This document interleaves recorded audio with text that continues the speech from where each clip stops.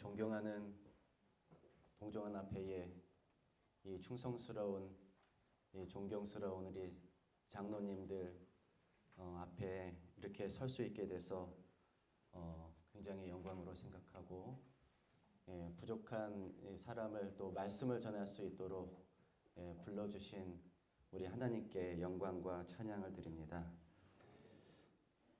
하나님의 말씀 베드로후서 3장 11절 13절에 있는 말씀을 읽겠습니다.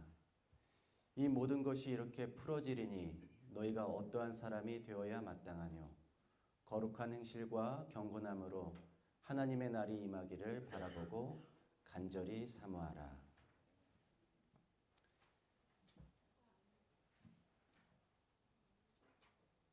여러분 2월 14일이 무슨 날인지 아십니까?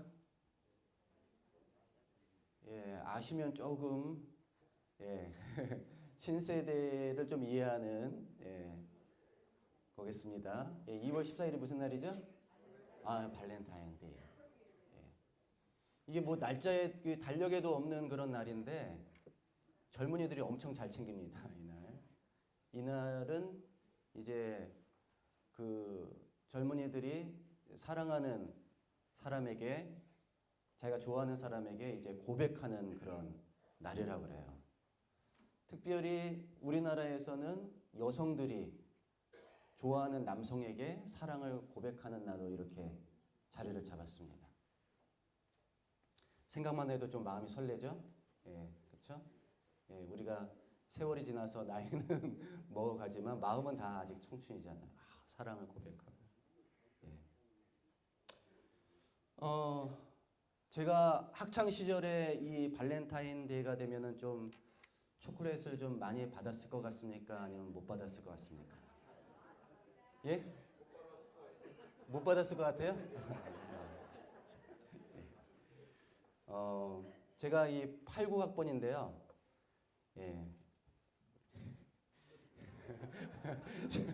89학번 신학생 중에서 이 발렌타인데이 때 초콜릿을 못 받을 것 같은 신학생 3인 중에 한 명이었습니다. 설마 했는데 진짜 못 받았어요. 4년 내내 못 받았습니다. 제가 왜 그랬을까요? 지금 생각해 보니까 제가 너무 경건한 사람이었던 것 같아요. 지나칠 정도로 경건하고 정말 가까이 하기 힘든 어려운 그런 사람이었던 것 같습니다. 물론 뭐 지금도 마찬가지지만 그때도 여집사님들이랑 할머니들한테는 인기가 있었어요. 참 훌륭해 보인다. 뭐 딸 주고 싶다. 뭐 손녀 주고 싶다. 인기가 있었습니다, 제가. 그래서 뭐 합니까? 그렇죠? 정작 여학생들한테는 인기가 없는데 제가 얼마나 경건했냐면 정확히 표현하자면 얼마나 경건의 모양이 있었냐면 제가 이렇게 옷을 입고 다니면 선배님들이 최영재 참 경건해 보인다. 그 옷 어디서 샀나? 아주 경건한 복장. 그다음에 제가 항상 이 성경을 손에 들고 다녔습니다. 항상 성경을 들고 다니고 이 겨드랑이에 끼고 다니고 심지어 화장실에서도 성경을 낀 채 이렇게 볼일을 봤는데 화장실에서 만난 또 어느 선배님이 최영재는 화장실에서도 경건해 보인다. 이럴 정도로 지나치게 경건해 보이는 그런 사람이었습니다. 제가 그 학교에서 강의를 마치고 집으로 돌아가는 길이면 이 삼육대학교 운동장에 이렇게 농구를 하는 후배들을 볼 수가 있었어요. 그럼 참 제가 딱하게 생각했습니다. 이 소중한 시간에 성경을 한 절을 더 보고 예언의 신을 한 구절을 더 봐야 되는 이 소중한 시간에 저렇게 육체적인 활동을 하니 참 안타깝다. 또 이 고기를 먹는 친구를 보면 저렇게 의지가 약해서 나중에 큰 시험을 어떻게 이겨냈고 안타깝다. 예. 제가 이성교제의 유혹을 물리치고 대학 시절을 지내다가 4학년이 되어서 이제 졸업할 때가 되니까 드디어 이제 이성교제를 해야겠다는 마음이 들었어요. 그래서 하나님께 기도했습니다. 하나님, 제가 여자를 사귈 때가 된 것 같습니다. 예. 그렇게 기도를 하고 마음에 드는 여학생에게 편지를 딱 보냈어요. 며칠 언제 경희대로 나와라. 나 혼자, 저 혼자 정해놓고 그랬더니 그 학생이 정말 나왔더라고요. 잔뜩 겁에 질려가지고. 근데 뭐 만나자마자 뭐 할 게 없잖아요. 식사를 하러 가야 되는데 뭐 어딜 가봤어야지. 뭐 레스토랑 같은 데 가보니까 죄다 뭐 다 뭐 스테이크 뭐 이런 것만 팔고 뭐 세상에 먹을 게 없어요. 그래서 경희대를 돌다 돌솥 비빔밥을 하는 집에 하나 찾아가지고 그걸 들어갔습니다. 그래서 돌솥 비빔밥 2개를 딱 시켰어요. 여학생한테 묻지도 않고. 왜냐면 먹을 게 그것밖에 없어요. 보니까 죄다 못 먹을 것뿐들이야. 그래서 돌솥 비빔밥 2개를 딱 시켰습니다. 그리고 이제 기도를 하고 식사를 하려고 보니까 돌솥 비빔밥 위에 맛살이 하나 딱 올려 있는 거예요. 그래서 아무 생각 없이 당연히 맛살 하나 딱 적혀놓고 비벼서 맛있게 먹었습니다. 그것이 저의 그 학생과의 마지막 만남이었습니다. 처음이자 마지막 만남. 저를 싫다고 거부를 하더라고요. 그래서 도대체 내가 왜 싫은가 물어봤습니다. 그랬더니 안 그래도 부담스러웠는데 맛살 딱 내려놓는 거 보고 결심이 섰다. 이 사람하고는 안 되겠구나. 참 경건이라고 하는 것이 무엇인지 참 많은 생각을 하게 하는 제 학창 시절이었던 것 같습니다. 우리 재림교회의 목사님들과 우리 성도님들이 참 좋아하는 말씀이죠. 이 말세에 우리가 어떤 사람이 되어야 하겠는가? 우리가 어떤 사람이 되어야 한다고 그랬습니까?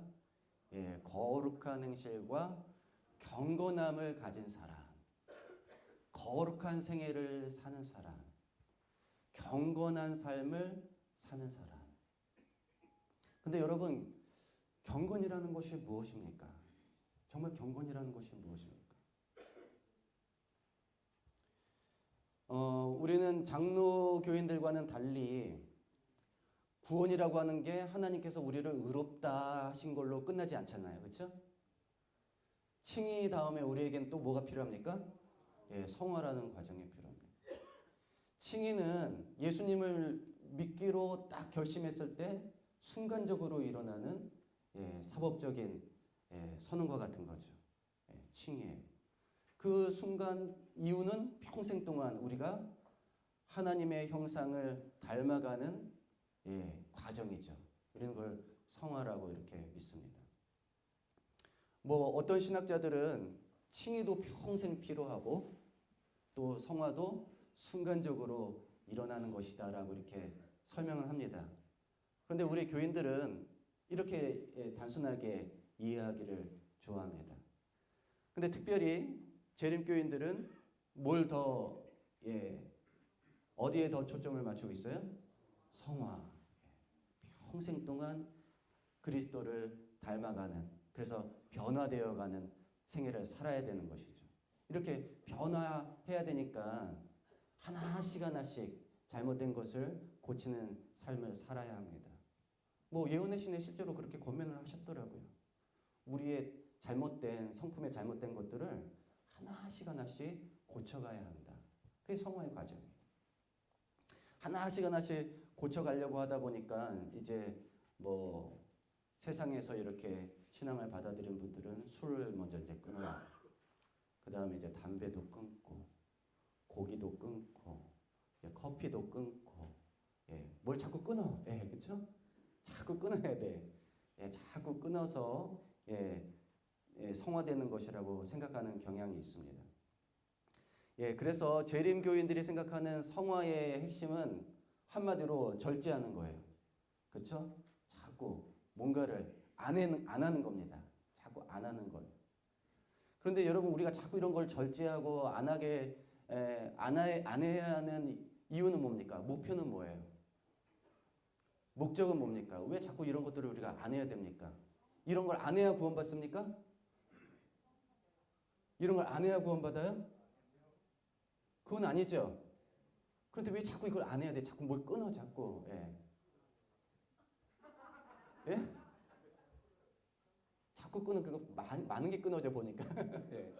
자꾸 끊어요. 왜 우리가 이런 삶을 살아야 됩니까?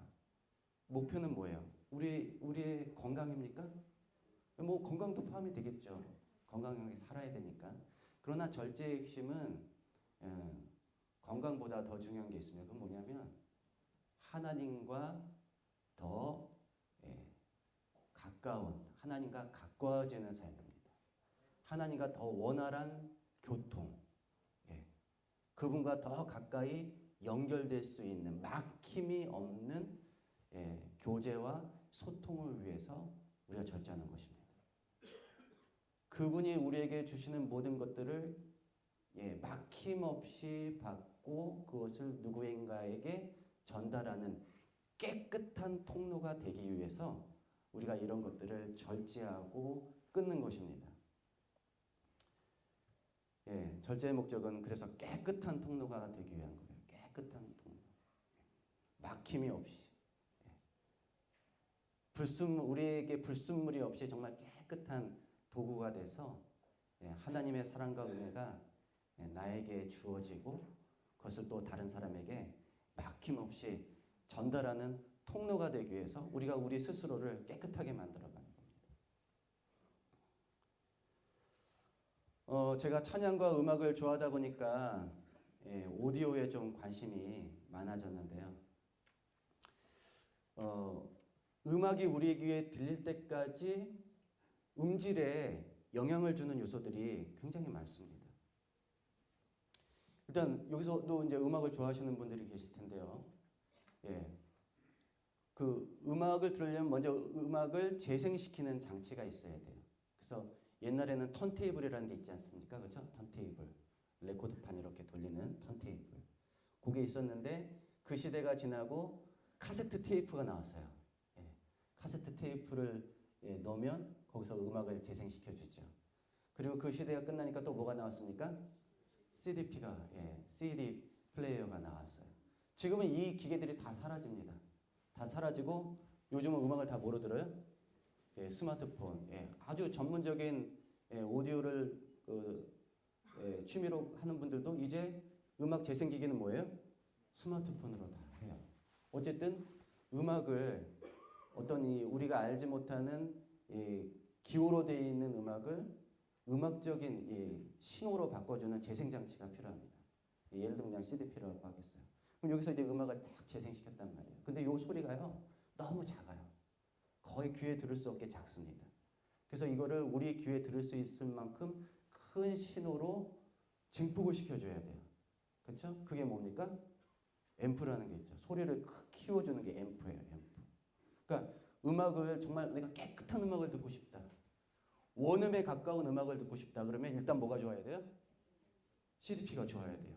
그리고 거기서 아주 좋은 음악을 잘 재생했으면 그걸 다시 아주 깨끗하게 또 증폭을 시켜줘야 되잖아요. 그래서 앰프도 좋아야 돼요. 좋아야 돼. 다 좋아야 돼요. 예. 그러면 앰프가 이렇게 신호를 크게 키워줬어요. 그럼 이 크게 키워진 신호를 실제로 공기를 이렇게 진동시켜서 예, 파장을 만들어가지고 우리 귀에 들을 수 있게 해주는 장치가 있어야 돼요. 그게 뭡니까? 스피커죠. 예. 그럼 스피커도 좋아야 돼요. 예, 이게 다 좋아야 돼요. 요 중간에 뭐가 안 좋은 게 하나 끼면요.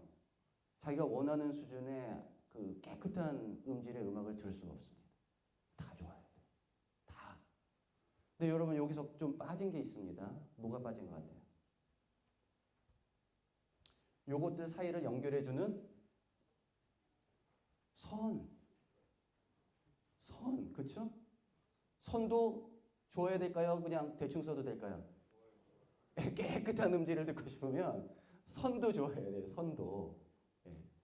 근데 이제 그 우리가 오디오 선으로 사용하는 게 보통 이제 구리입니다. 구리. 예, 아주 순도 높은 구리선. 아니면 아주 순도 높은 은선을 사용합니다. 은선. 그런데 얼마만큼 순도가 있냐면 보통 이 순도를 n으로 표현하는데요. 이 n은 9이라는 뜻이에요. 9. 예, 얼마나 이 9라는 숫자가 많은가라는 뜻이에요. 그래서 4n선은 99.99%의 순도를 가진 선이에요. 예. 8n이면요. 99.9999999의 순도를 가진 선이에요. 저 9가 하나가 늘 때마다 선의 값은 2배로 띱니다.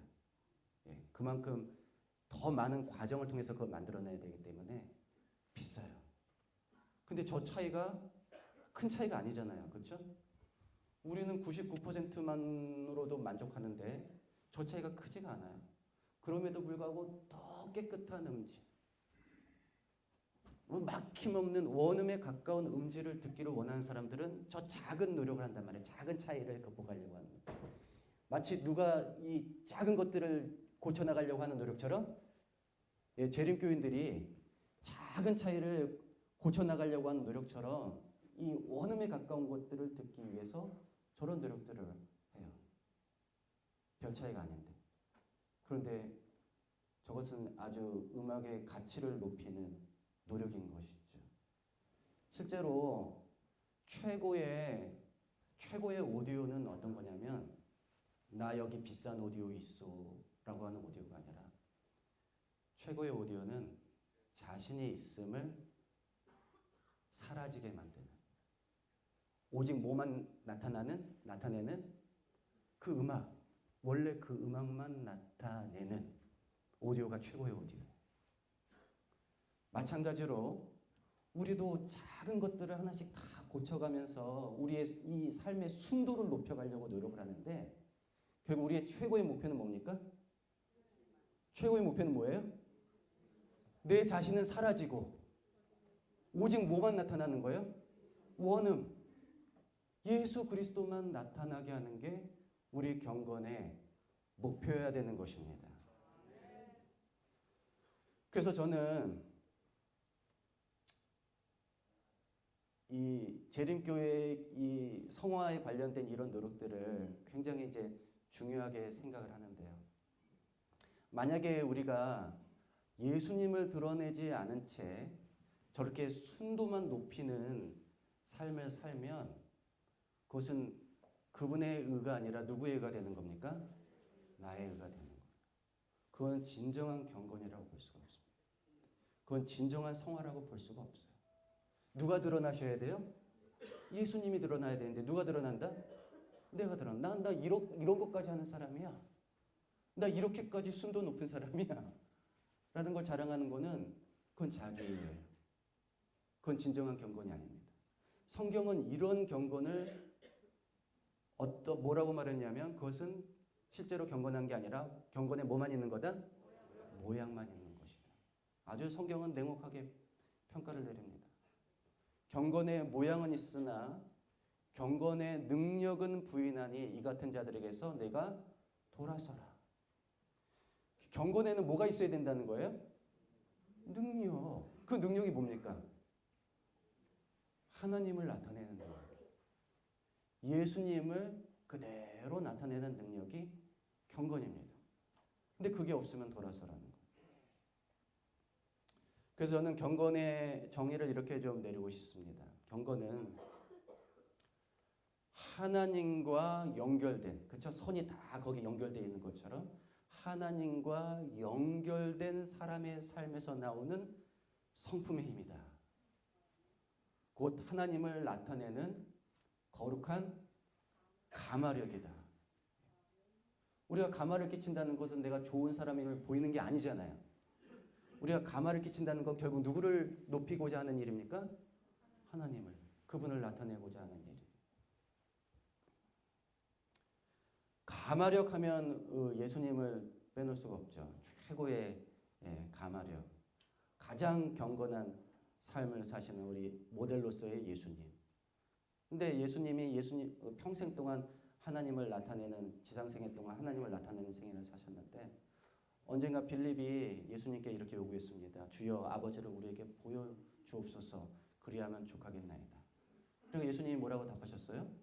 빌립아 내가 이렇게 오래 너희와 함께 있을 때 네가 나를 알지 못하느냐. 나를 본 자는 아버지를 보았거늘 어찌하여 아버지를 보이라 하느냐. 그러니까 예수님은 전적으로 누구를 나타내는 생애를 사신 겁니까? 아버지를 나타내는 생애를 사신. 그의 경건이에요. 그의 가마력입니다. 그분을 나타내는 삶을 사는 거예요. 이 성품과 경건과 가마력을 통합적으로 설명하는 예언의 신의 말씀을 보겠습니다. 실무교훈의 말씀인데요. 성품은 뭐라고요? 힘이다. 힘이 있다는 거예요. 참되고 이기심 없고 경건한 생애가 나타내는 무언의 증거는 소멸할 수 없는 가마력을 발산한다. 하나님은 우리가 자신을 나타내는 그분을 나타내는 삶을 살라고 요구하고 계십니다. 너희는 거룩하라. 거룩하게 살라는 거죠. 이는 나 여호와 너희 하나님이 거룩함이니라. 내가 거룩하니까 너희도 거룩하게 살라는 거예요. 내가 경건하니까 너희도 경건하게 살라는 것입니다. 물론 이 말씀은 도덕적인 삶을 강하게 시사합니다. 도덕적으로 살라는 거예요. 죄 짓지 말고 살라는 거예요. 윤리적으로 살라고 하는 것입니다. 그런데 레위기 19장에서 명령하시는 이 하나님의 명령에는 도덕적 삶 플러스 하나가 더 있습니다. 그건 뭐냐면 자비와 긍휼을 실천하는 삶입니다. 거룩하게 살라고 이렇게 명령하시면서 도덕적으로 살라고 명령하시면서 한편으로 또 거기다 뭘 더하셨다고요? 자비와 긍휼을 실천하는 삶을 살라는 거예요. 그게 경건이라는 거예요. 그게 거룩한 삶이라는 거예요. 좀 보겠습니다. 너희가 너희 땅에서 곡식을 거둘 때에 너희는 밤 모퉁이까지 다 거두지 말고 내 떨어진 이삭을 줍지 말며 내 포도원의 열매도 줍지 말고 가난한 사람과 거류민을 위하여 버려두라. 나는 너희 하나님 여호와니라. 여러분 꼭 이렇게 해야 됩니까? 이거 도덕적인 거예요? 우리가 그 수학할 때요. 좀 내두는 거 이거 도덕적인 거냐고요. 싹 걷어버리면 안 돼요? 싹 걷어 하나라도 더 파는 거 안 돼요? 상관없잖아요. 그렇죠? 그거를 뭐 착하다 악하다라고 평가할 수는 없는 거지 않습니까? 그럼에도 불구하고 거룩하게 살라고 명령하시면서 지금 레위기 19장에서 거룩하게 살라고 명령하시면서 이거 말씀하셨어요. 좀 남겨둬라. 누구를 위해서요? 가난한 사람들, 거류민들을 위해서. 누구를 보는 마음으로 그렇게 하라고요? 나를 좀 생각해서. 내가 그러고 싶으니까 너희도 그렇게 하라는 거예요. 나는 너희의 하나님 여호와니라. 나를 생각해서. 내가 그러고 싶으니까. 너희가 그렇게 하면 누구를 나타내는 거라는 거예요? 하나님을 나타내는 거예요. 좀 더 보겠습니다. 너는 내 이웃을 억압하지 말며 착취하지 말며 품꾼의 삭슬 아침까지 밤새도록 내게 두지 말며 너는 귀먹은 자를 저주하지 말며 맹인 앞에 장애물을 놓지 말고 내 하나님을 경외하라. 나는 여호와니라. 우리가 철저한 11조 생활로 하나님께 복을 받은 기업가로 알고 있는 사람이 록펠러입니다. 록펠러 얘기 아시죠? 책도 있더라고요. 11조의 뭐 비밀을 뭐 그런 록펠러 얘기. 그는 기부도 참 많이 하고 좋은 일도 많이 했지만 그가 행한 선행과 관계없이 그가 돈을 벌기 위해서 저지른 악행은 지울 수도 없다라고 누군가 평가를 했어요. 참 좋은 일 많이 했어요. 돈을 많이 벌어가지고. 근데 그 돈을 버는 그런 과정에서 너무나 많은 악을 저질렀다는 거예요. 그 죄는 지울 수가 없다. 누군가 그렇게 평가했습니다. 돈을 많이 벌기 위해서요. 다른 기업들은 다 죽였어요. 수단과 방법을 가리지 않고 경쟁사들을 다 죽이는 거예요. 도산시켜버리는 겁니다. 또 불법적으로 독과점 구조를 만들어요. 나만 팔아먹겠다는 거죠. 나만. 그리고 노조를 탄압하고 노동자들을 착취해서 당대의 가장 악랄하고 파렴치한 기업인으로 이름을 날렸던 사람이 록펠러입니다. 그런데 우리는 뭐라고 기억하고 있어요? 아주 경건한 그리스도인. 왜요? 록펠러가요, 철저하게 주의를 성수했습니다. 그리고요, 11조를 계산하는 직원만 40명을 뒀어요. 정확한 11조를 드리기 위해서. 그러니까 교회에서 보면 아주 경건한 사람이에요. 예배 잘 드리죠? 헌금 아주 헌신적으로 잘 드리죠. 기부 잘하죠. 아주 훌륭한 그리스도인이에요. 그러나 이것은 교회에서의 평가이고 세상에서는 뭐예요? 아주 악한 사람. 왜냐하면 그는 누구를 나타내지 않아요? 교회에서만 하나님을 나타내요. 세상에서는 하나님을 나타내지 못하는 사람입니다.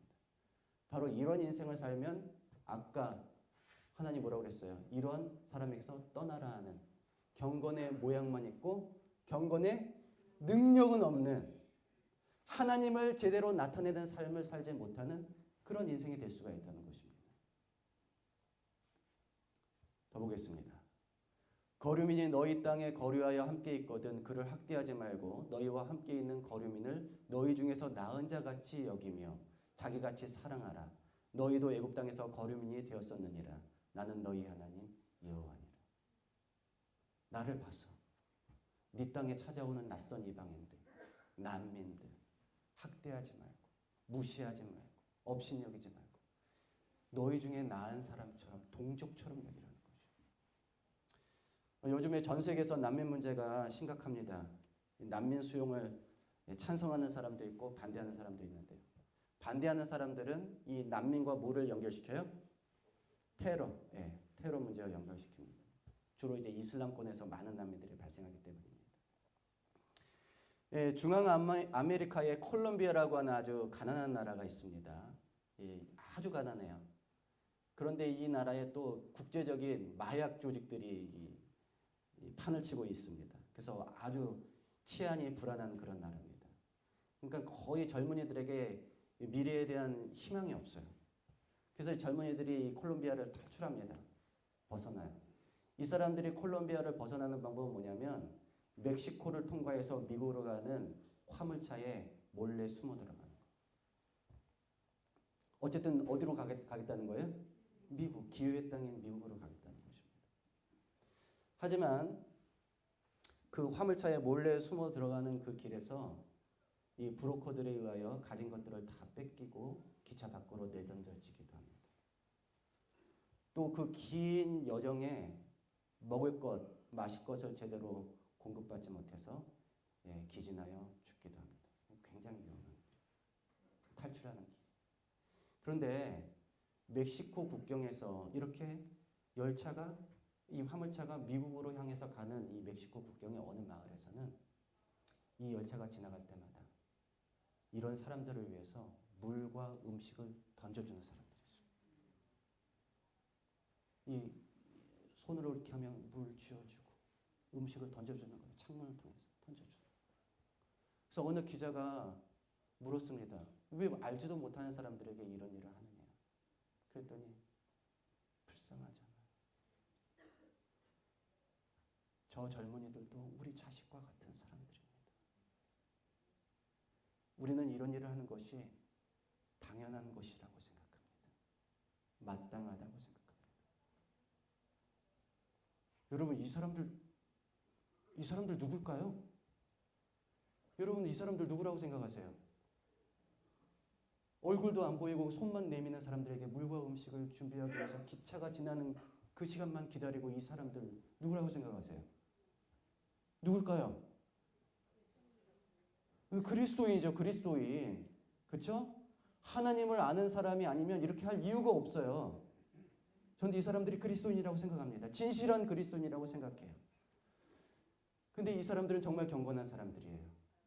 왜냐하면 누구의 마음이 되어서? 하나님의 마음이 되어서 그 이방인들을, 낯선 이방인들을, 거류민들을 긍휼히 여기고 그들을 돕는 사람들이기 때문에 그렇습니다. 바로 이런 것이 하나님을 나타내는 삶이죠. 이런 게 바로 하나님께서 우리에게 바라는 경건한 삶입니다. 신명기에도 비슷한 그런 명령들이 있습니다. 그가 가난한 자이면 너는 그의 정단물을 가지고 자지 말고 해질 때에 그 전당물을 반드시 그에게 돌려줄 것이라. 그리하면 그가 그 옷을 입고 자며 너를 위하여 축복하리니 그 일이 내 하나님 여호와 앞에서 내 공의로움이 되리라.